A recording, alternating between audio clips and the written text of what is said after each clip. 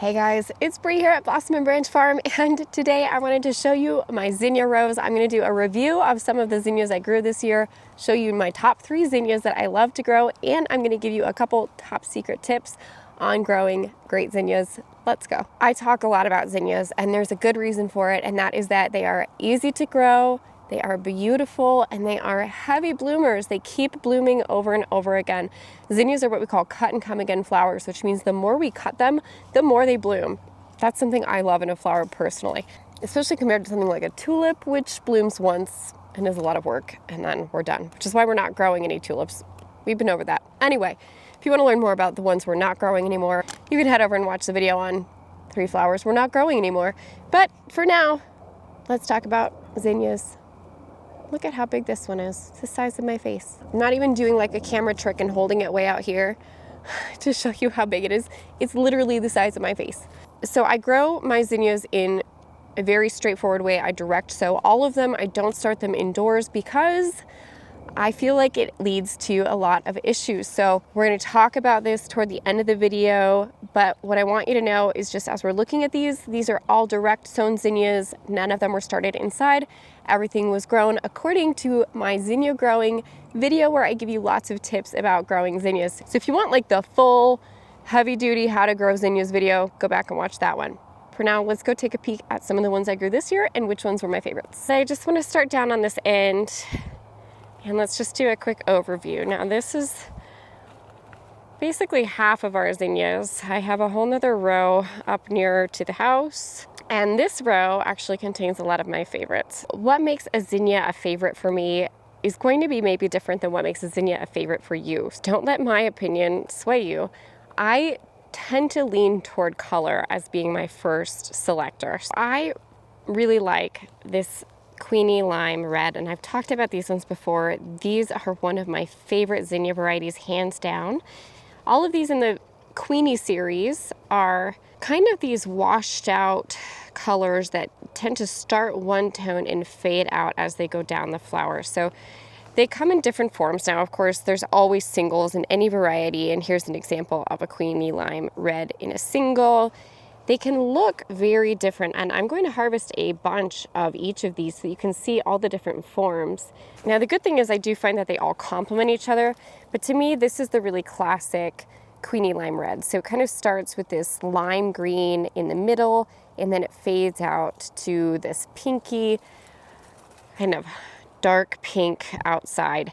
Now, they do kind of look a little bit brown, so I do sometimes hear feedback, and people say that they think they look like they're dying a little bit or browning in the vase because they do have, you can see especially in this one, this kind of almost terracotta appearance on the outside of the petals. Not everybody loves that. I happen to really, really love that, and that's why this is my #1 variety.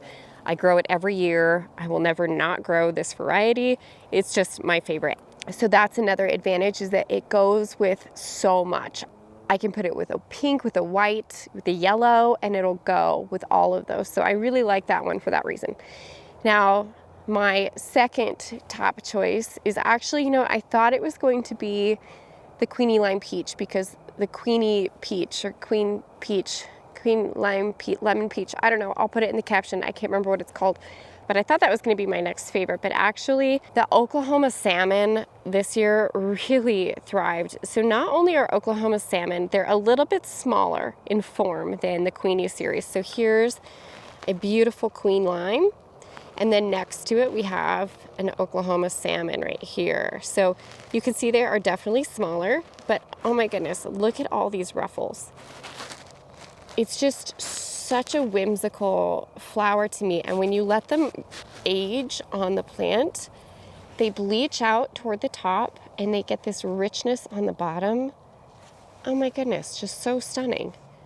I just adore them. They really came out and surprised me, and sometimes these little zinnias are really cute and fun in bouquets instead of the larger ones. It can be nice to have different sizes, so to kind of mix it up between the big ones and the small ones can be really, really pleasing to the eye. Now, I mentioned that I thought that this one was going to be my second favorite, and it wasn't, but it did end up being my third favorite, which is the Queeny Lime Peach, which is the Queeny Peach series. And the Queeny Peach can be very yellow. So I would say it's really more of a yellow peach than a pinky peach, but it does still go with all the other peaches that we do grow. So in here you see those Queeny Lime peach, and this one has clearly been nibbled on by something, but they do range again. So here's a couple that are a little bit more pinky, but for the most part, they tend to skew a more yellowy peach. Now here's a real peachy version. Here's another one. But again, a little more yellow than peach. But again, with the ruffles, lots and lots of ruffles. Lots of doubles in here. Very few single zinnias. So here's a single, which means it only has one row of petals. Still very pretty in its own way. I actually love seeing all the little florets in the center. Sometimes that's very sweet too. Oh, hello. You're still here. It's time for you to go home. Now, coming in honorable mention, I actually didn't mean to plant these, but I did. I'm not sure what happened. Yeah, I'm not sure. But I planted the Benys. So I have planted Benys in the past. I've never planted this color. And I think this is the burgundy, but it just ended up being very, very red. But this series is called Beny, and look how tall they are relative to, so here are all of our other zinnias, and you can see they're all very consistent in height, and then you get to the Benys and how much taller they are. So if you're looking for a good zinnia to put at the back of the garden, the Beny can be really nice for that because it is so tall and the flowers are just so huge. This is the one I was holding up at the beginning of the video that is literally the size of my face. Just gigantic. They're not all that big. You know, some of them are a little bit smaller, but so many petals, so many ruffles. They are huge. I've seen lots of monarchs on these, which is always nice, but I am not personally a red fan. So had I known that they were going to be this red, I would not have planted this variety. But honorable mention because the form is very nice. They're very strong, very tall, very large flowers, and there are lots of different colors in that one. Now you guys might remember that I did plant some of floret zinnias, so I wanted to show you how those turned out because I had very high expectations. Now we looked at all of our zinnias. I'm gonna do a quick overview again of what everything looked like. Remember I treat these all the same. They're all in the same row, same amount of water, same soil, all of that fun stuff. So we've got all of our Queenies, the Oklahoma Salmons, obviously our huge Benys, and then we get to the florets, which are here at the end. So they are significantly shorter. Maybe I can show you better from this side. Definitely shorter than the other varieties. That doesn't mean that they're not cutting length. We could definitely get cuts out of these. It's not beyond the realm of the imagination to be able to cut these. But this was the Alpenglow variety that I planted, and I was hoping that they would be a little bit more pastel-y. We actually got a lot of pinks, these strong pinks out of them. Unfortunately, the germination was not great for me. And look at this interesting little one. You are very interesting.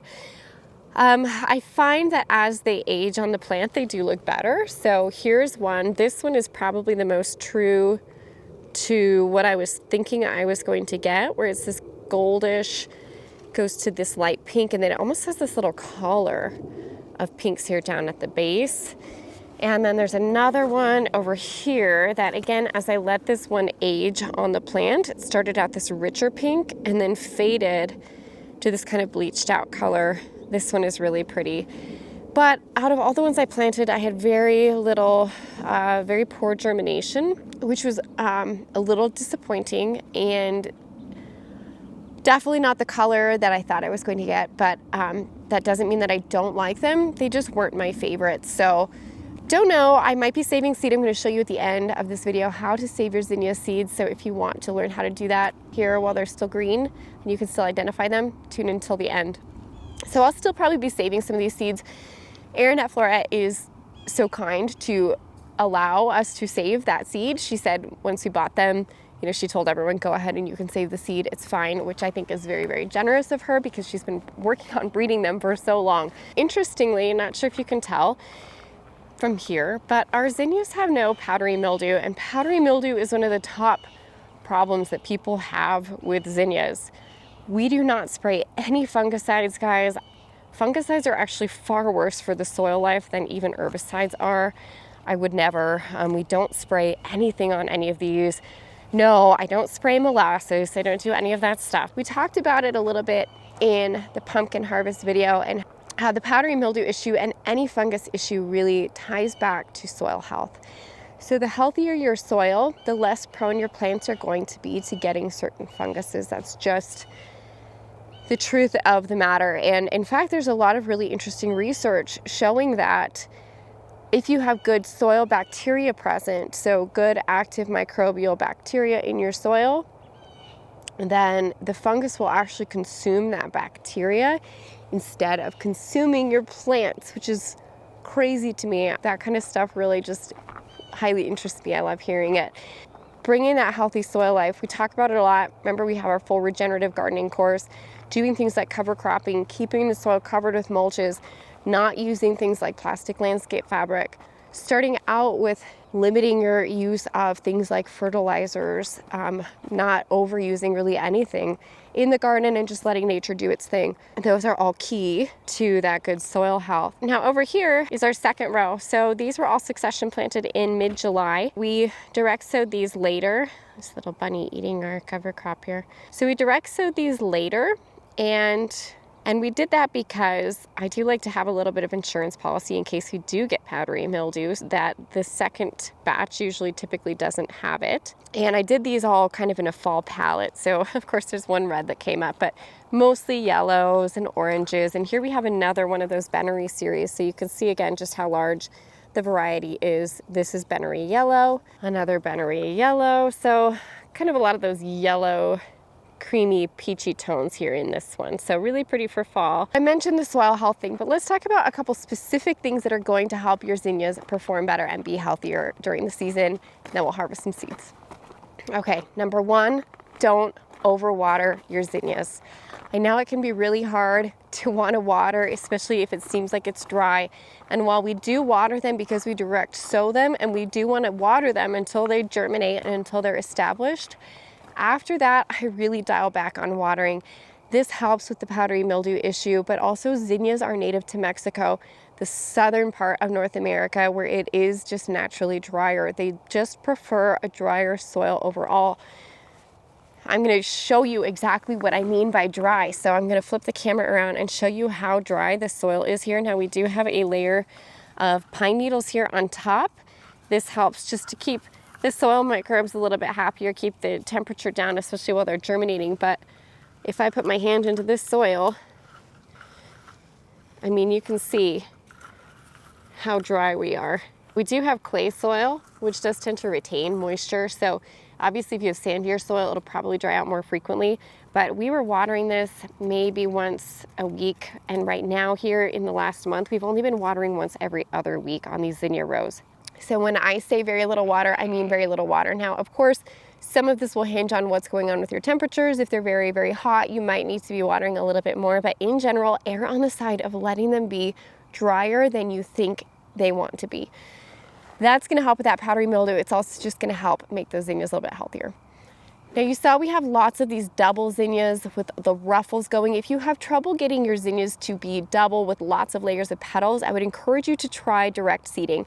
We talk about this in our zinnia video where we go over all the how-tos on it. But one of the things I really try to drill into is planting into the ground directly, direct sowing the seeds, not starting them inside and transplanting them out. My theory is that it's that transplanting process that puts those roots into a little bit of shock. Zinnias don't like a lot of root disturbance, and if they're disturbed when they're small seedling stage, you're going to get more singles when they do start flowering. So while they might flower and they might do well, you're not necessarily going to get all the fun, fancy double ruffled varieties if you're transplanting them from seed trays into the ground. So when at all possible, direct seed.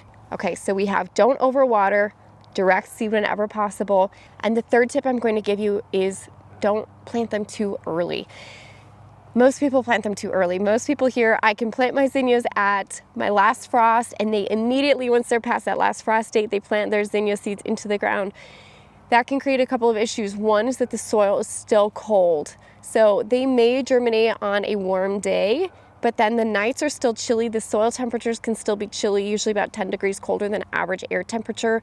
So when the nights are cold, that soil temperature is still going to be cold.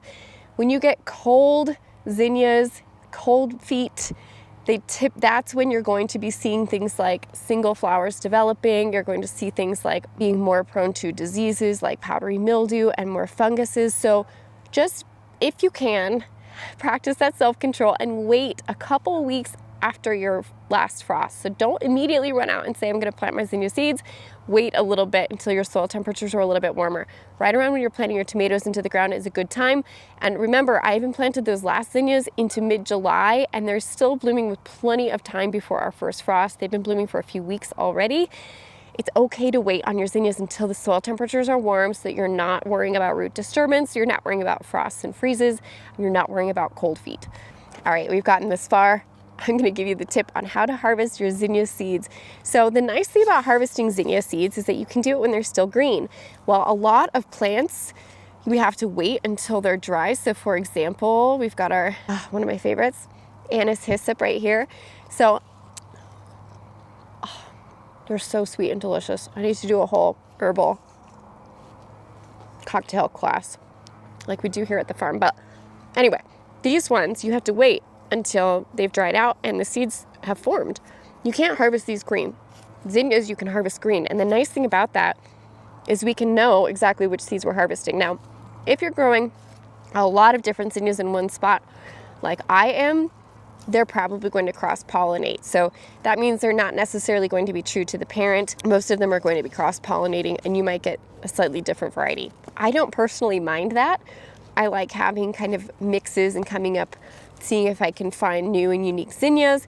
But if you want to stay true to a specific variety of zinnia, then you may consider just buying the seeds. But if you don't mind having them potentially be cross-pollinated with other ones and coming up with new ones, then you can just go ahead and harvest. The other thing you can do if you want to make sure that it's true, so say for example, I wanted to make sure that I get zinnias that look just like this.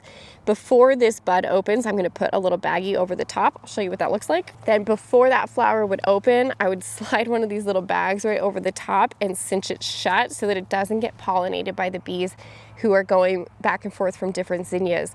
It's going to stay true to its parent varieties. So if you want to save the seeds and you want them to be exactly what you had before, you can bag them. Here I have one of these. I don't care, it hasn't been covered. I'm going to save the seeds anyway.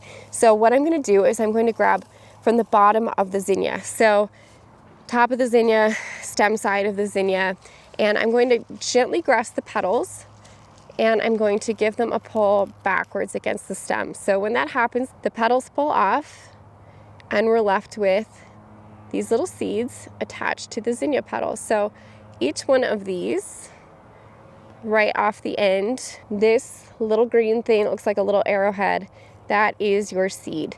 So we are going to collect those, we're going to lay them out in a nice shady place, and we're going to let them dry out. So about a week at least, possibly 2 weeks, and then you can put them away. For the winter time, you can put them in your seed storage, but let's just see how many we can get. So those base petals, again, are going to have the most seeds. So if I continue to pull, you'll see I keep getting all the way around seeds, but as I move upward on the petals, so these are all still viable, and you can tell that they're viable, they have an embryo in there. If you grab them and pinch them, they have body to them. You can feel there's something inside, that seed embryo is inside there. All of these ones are good and viable, but as we start to move up, let's see, if we go and grab some from the top, some of these are still viable, but then we start getting into those newer ones that haven't had time to form seed, and you can see this one is very light, it's very translucent. There's maybe just start of a little embryo line forming in there, but not a viable seed yet. I just grab again from the bottom, pull up. You can get so many seeds this way, guys. I probably just harvested, I mean, this is probably $10 worth of seed that I just grabbed so quickly. Anyway, I encourage you to get out and start saving your zinnia seeds, especially if you grew some zinnias that you loved this year. And please let me know in the comments. I want to know which zinnias you grew this year that you loved, which ones you grew this year that you didn't love. all of this stuff, please tell me. I'd love to hear it. And that's it for me for now. Remember to like, subscribe, share, all of those things. If you like this video, comment, that means a lot to us. And hopefully you enjoyed this video, and we'll see you guys around here next time at the farm. Okay, see if I can. Bye.